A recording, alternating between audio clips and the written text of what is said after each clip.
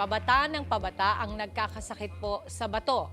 Ayon sa National Kidney Transplant Institute or NKTI, Nako, totoo yan, Mommy Dims. Mga kapatid, para po bigyan tayo ng tips kung paano mapananatiling malusog ang ating kidney, makakasama natin ang nephrologist na si Dr. James Vincent Legaspi. Good morning, kapatid.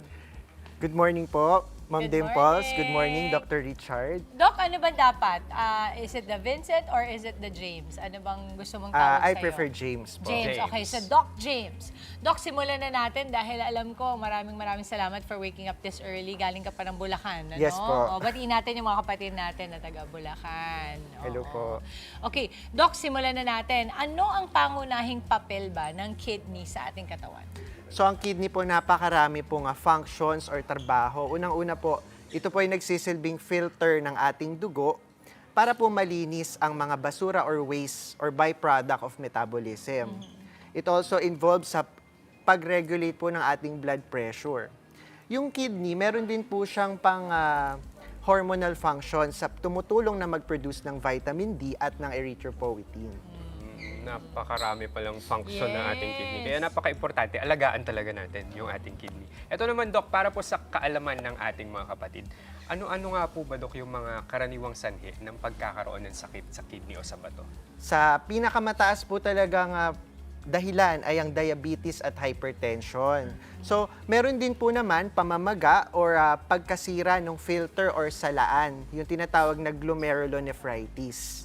So, doon naman po sa urinary flow, pag nagkaroon po ng bara, for example, meron pong kidney stone, may bukol, or may problema doon sa pelvic area, yung mga obstructive uropathy. Doc, ito naman, ang tanong natin mga kapatid, ano nga ba yung mga senyales ng kidney disease na dapat bantayan natin? So, unang-unang malalaman po ng mga tao, napapansin po nila, panghihina, mga body weakness, body malay, pamumutla, pagtaas ng blood pressure. Karaniwan din po sasabihin nila, bakit po yung aking ihi ay may bula at nagkakaroon ng mga manas. Ayan, yung mga kapatid, nakita nyo na kung meron po kayo ng mga check na sinabi ni Doc, magpatingin na po tayo sa doktor. Ito naman, Doc, ano nga ba, Doc, yung mga simpleng hakbang lang na pwedeng gawin ng ating mga kapatid para po maiwasan yung pagkakaroon ng sakit sa bato? So, meron po tayong tinatawag na 8 golden rules of kidney health. Siyempre po, kailangan regular po tayong merong mag-ehersisyo, bigyan natin ng panahon. Panatiliin po nating healthy ang ating blood sugar at i-monitor ang ating blood pressure. Kasama na din po dyan ay palaging kakain din po tayo ng mga masusustansyang pagkain. Iwasan natin ang paninigarilyo at iwasan ang madalas na pag-inom ng over-the-counter na mga pain reliever.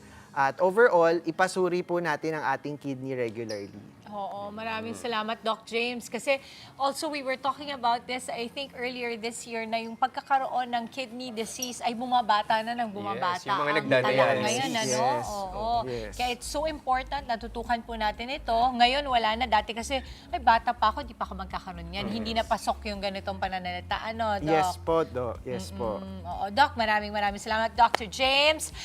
Doc, any social media accounts and clinics that we can follow you on? So maraming salamat po again, Dr. James Vincent Legaspi. You can follow me at James Vincent Legaspi 26 and on my TikTok, James Vincent MD.